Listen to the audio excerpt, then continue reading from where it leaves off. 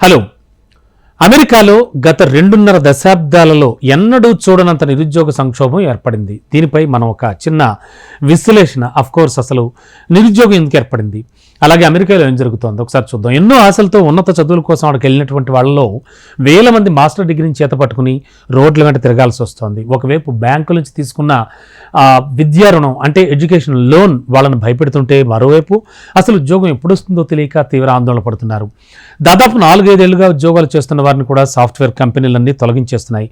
బాధితుల్లో చాలామంది హోటల్స్లో కానీ గ్యాస్ స్టేషన్లలో కానీ పనిచేస్తూ మరో ఉద్యోగం సంపాదించుకోవడానికి పడరాని పాటలు పడుతున్నారు. అక్కడ అమెరికాలో ఉన్న సాఫ్ట్వేర్ కంపెనీల్లో అధిక వేతనాలతో కూడిన ఉద్యోగాలు లభిస్తాయి అనేటువంటి నమ్మకంతో మన దేశం నుంచి ప్రతి ఏటా విద్యార్థులు అక్కడికి వెళుతూ ఉంటారు, మనకు తెలుసు. ఇలా 2022-23 సంవత్సరంలో దాదాపు 2 లక్షల మంది వెళ్లారు. వీళ్లలో తెలుగు విద్యార్థులు 45,000 నుంచి 55,000 మంది వరకు ఉంటారని కన్సల్టెన్సీ సంస్థల ప్రతినిధులు తెలియజేస్తున్నారు. మరి అమెరికా వెళుతున్న విద్యార్థుల్లో చాలా మంది ఎంఎస్లో కంప్యూటర్ సైన్స్ కానీ దాని అనుబంధ కోర్సులు కానీ చదివేందుకే ఎక్కువ ప్రాధాన్యం ఇస్తున్నారు. 2 ఏళ్ల కిందటి వరకు అమెరికాలో ఎంఎస్ చేసిన వారిలో దాదాపు 85% మందికి అక్కడే ఉద్యోగాలు లభించాయి. మంచి వార్తే.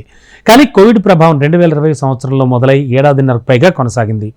2 సార్లు విధించిన లాక్డౌన్ కారణంగా అమెరికాలో అన్ని రకాల పరిశ్రమలు కూడా కుదేలయ్యాయి. ప్రపంచవ్యాప్తంగా అయినట్టే. వాటిని రక్షించుకోవడానికి అక్కడ ప్రభుత్వం ప్రత్యేక ప్యాకేజీలు ప్రకటించింది. 2021-22లో కంపెనీలకు చాలా భారీగా కూడా నిధులు అందాయి.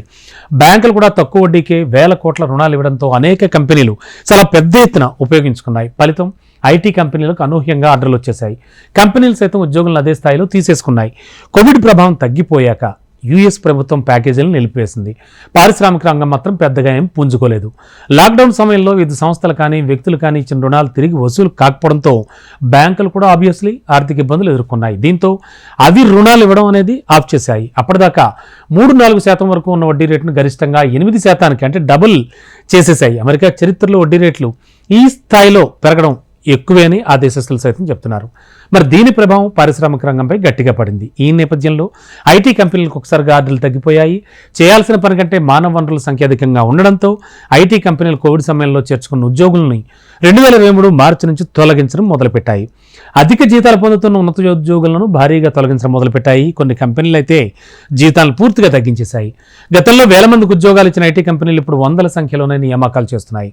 మరి ఈ పరిణామాలన్నింటి నుంచి భారత్ నుంచి వెళ్లిన వారిపై తీవ్రంగా ప్రభావం చూపిస్తాయి కదా, అదే జరుగుతోంది.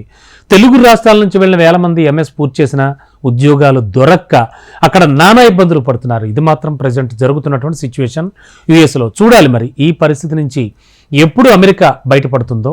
అండ్ మరీ ముఖ్యంగా తెలుగు వాళ్ళు చాలా ఇబ్బందులు పడుతున్నట్టుగా కూడా ఒక కథనం తెలియజేస్తోంది.